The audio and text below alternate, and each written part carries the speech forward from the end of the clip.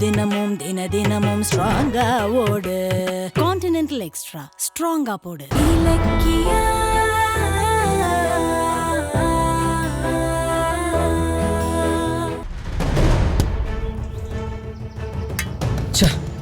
அவசரமா போயிட்டு இருக்கும் போதுதான் கார் பிரச்சனை பண்ணும்.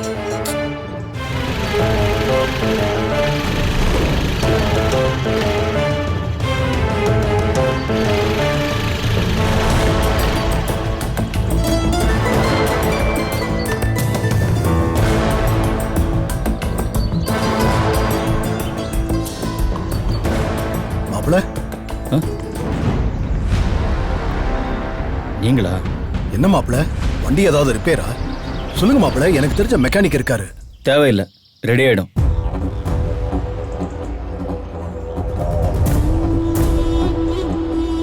மாப்பிள்ள, உங்களை எஸ்எஸ்கே கடத்தி கொண்டு போய் வச்சுட்டான்னு கேள்விப்பட்ட உடனே நான் உண்மையிலே ரொம்பவே வருத்தப்பட்டேன். நல்லவேளை இலக்கியா வந்து உங்களை காப்பாத்திட்டா. அந்த எஸ்எஸ்கேவும் தாட்சாயினியும் உங்களுக்கு அடைக்கலம் கொடுக்கிற மாதிரி கொடுத்து உங்களையும் கௌதமையும் பிரிக்கிற மாதிரி பிளான் பண்ணிருக்காங்க. நானும் கௌதமும் ஆல்ரெடி பிரிஞ்சுதானே இருக்கோம். அப்புறம் எதுக்கு அவங்க பிரிக்க பிளான் பண்ணணும்? எஸ்எஸ்கே இங்க பாருங்க, நீங்க எதுவும் சொல்ல வேண்டாம். எஸ்எஸ்கே அங்கிளும் தாட்சாயினி ஆண்டியும் எங்களுக்கு நல்லது பண்ணதான் என்ன கடத்தினாங்க. ஓ, அப்படின்னு அவங்க சொன்னாங்களா? அது உண்மைன்னு நீங்க நம்புறீங்களா மாப்பிள்ள? இருங்க இருங்க மாப்பிள்ள, உங்களுக்கு நல்லது பண்றவங்க உங்களை கடத்தி உங்களை கொண்டு போய் அடிச்சு டார்ச்சர் பண்ணுவாங்களா?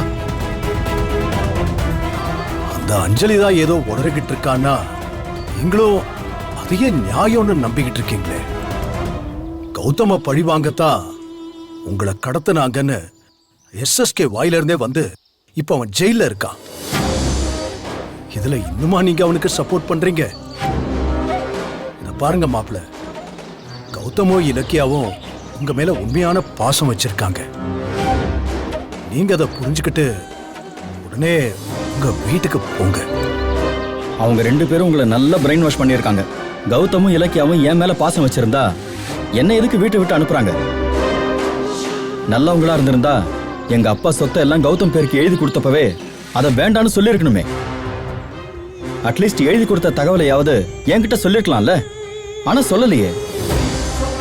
இப்ப சொல்லுங்க, கௌதமும் இலக்கியாவும் உத்தமமானவங்களா? மாப்பிள்ள, நீங்க என்ன வேணா சொல்லுங்க, ஆனா அவங்க உங்க சொத்துக்கு ஆசைப்படுறவங்கன்னு மட்டும் சொல்லாதீங்க. அப்படி ஆசைப்படுறவங்களா இருந்தா அத்தனை சொத்தையும் எதுக்கு உங்க பேர்ல எழுதி வைக்கிறேன்னு சொல்லுவாங்க. பாருங்க மாப்பிள்ள, பழசையெல்லாம் மறந்துட்டு இன்னும் அஞ்சலியை கூட்டிட்டு போய் சம்பந்தி வீட்லயே சந்தோஷமா இருங்க.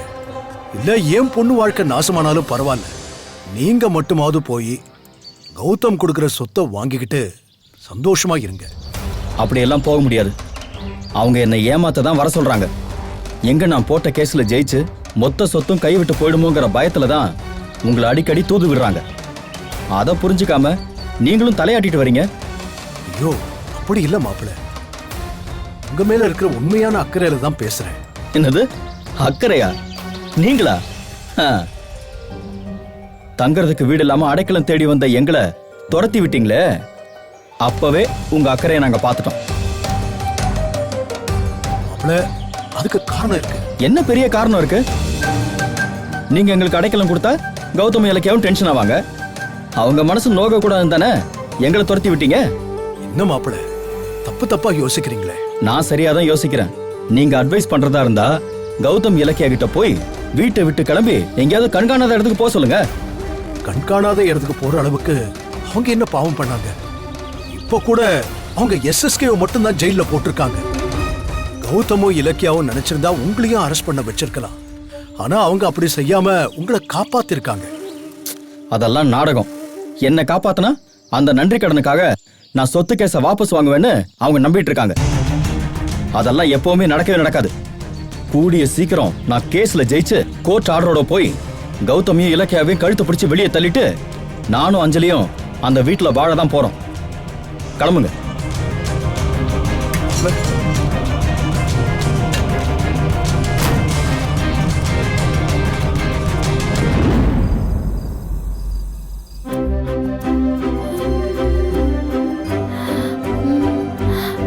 கௌதம், சாப்பிட வராம இன்னும் என்ன பண்ணிட்டு இருக்கீங்க? சாப்பிட வாங்க.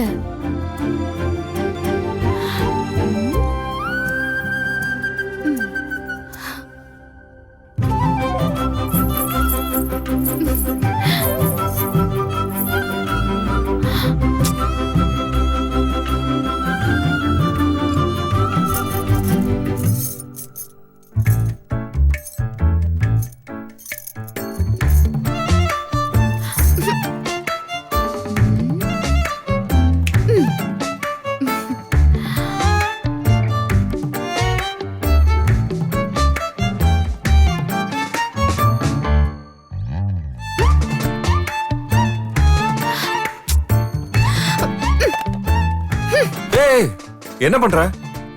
நீ எப்போ வந்த? ஹலோ, நான் வந்து 25 வருஷத்துக்கு மேல ஆகுது. ஏன் கோவப்படுற? பின்ன பொண்டாட்டி வரது கூட நீங்க பார்க்க மாட்டீங்களா? நீ சைலண்டா வந்து நின்னா எனக்கு எப்படி தெரியும்?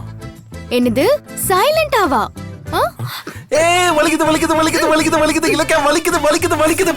உள்ள வரும்போது பாட்டு பாடுனேன், சாப்பிட கூப்பிட்டேன், வளையல் கொலுசுன்னு ஆட்டி பார்த்தேன், கடைசியா பூவையும் எடுத்து போட்டேன். சார் எதையுமே கவனிக்கல. வலிக்குது வலிக்குது வலிக்குது வலிக்குது. விடு இலக்கா ப்ளீஸ். வேலை வேலைன்னு நீங்க ரொம்ப ஸ்ட்ரெயின் பண்ணிக்காதீங்க. அப்படியே வயித்தையும் கவனிங்க. ஒழுங்கா சாப்பிட வாங்க வாங்க. ஏய் இரு இரு இரு இரு. வயித்தை மட்டும் பார்த்தா போதுமா? அப்புறம் மனசை யாரு பாக்குறது? மனசு ரிலாக்ஸ் ஆகணும்னா உடம்பையும் கவனிக்கணும்ல. உடம்ப தானே கவனிச்சுட்டா போச்சு. அப்படியா? என்ன டக்குன்னு ஓகே சொல்லிட்டேன்? பின்ன நீங்க கேட்டு நான் ஓகே சொல்லாம இருக்க முடியுமா? இப்ப பாருங்க உங்க உடம்ப நான் எப்படி கவனிக்கிறேன்னு. எப்படி கவனிக்க போறா? ஐயோ எதுக்கு அடிக்கிற எதுக்கு அடிக்கிற இலக்கா?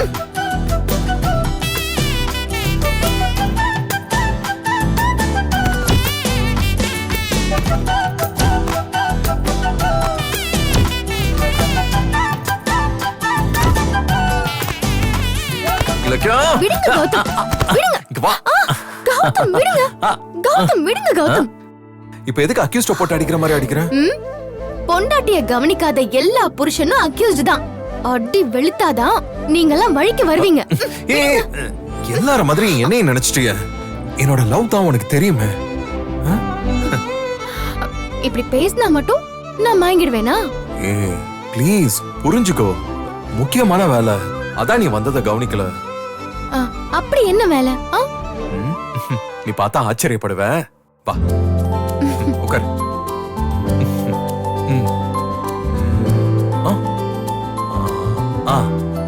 இதான் எம்வாக் மாலோட டிசைன். எப்படி இருக்கு?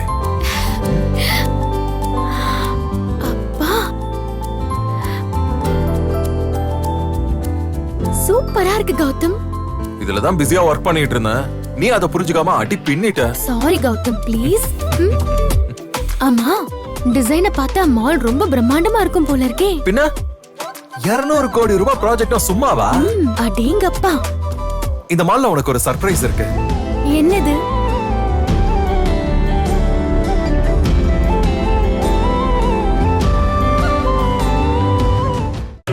கான்டினென்டல் இன்ஸ்டன்ட் காபியின் பெரிய பருத துகள்களின் வலுவான சுவை.